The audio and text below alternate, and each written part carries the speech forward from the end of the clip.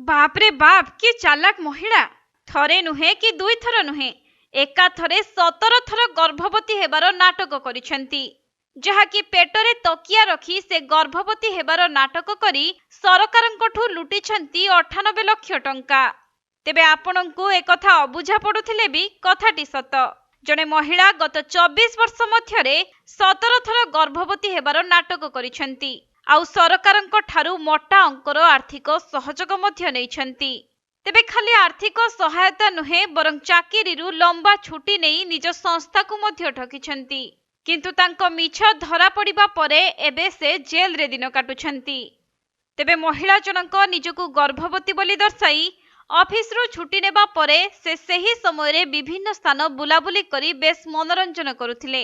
एपरिकी से भाबिथिले जे सबुबेले एमिति ठकी चलिथिबे एवं जीवन को उपभोग करुथिबे, किंतु शेषरे तांको मिछ धरा पड़िछि आउ से एबे जेल रे दिन काटुछंती।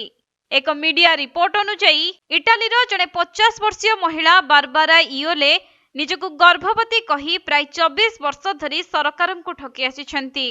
तेबे महिला जनक स्वीकार करिसेंती जे से 5टी संतान जन्म देइछंती एवं सरकारंक मातृत्व सुविधा पाइबा पई 12 थर गर्भपात करिसेंती। एपरिकी सरकारंक आर्थिक सहयोग भाबे महिलांकु 98 लाख रु अधिक टंका मिलिछि।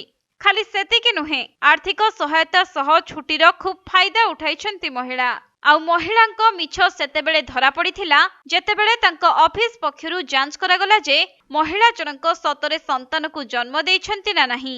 तेबे ही घटनाटी गत डिसेंबर मासर महिलांक ऑफिसर कलीग माने जांच परे जानिबा को पाइथिले जे महिला जनक गर्भवती थिबार केवल नाटक करुछंती।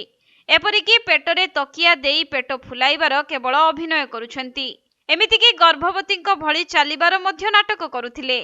आउ महिला जनक सरकारी फायदा पाइबा पई हॉस्पिटल रु जन्म प्रमाण पत्र मध्य चोरी करिथिले।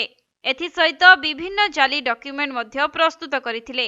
शेषरे एहा मध्य जଣା पड़िछि जे इयोलेंको पिलामानंकु केबे केही देखि नाहंती किंबा कोनोसी आईनगत दलिल रे सेमानंक नाम मध्य नाही। तेबे महिला जनकर समस्त मिछ सामना को आसीबा परे एबे से जेल रे दिन काटुछंती।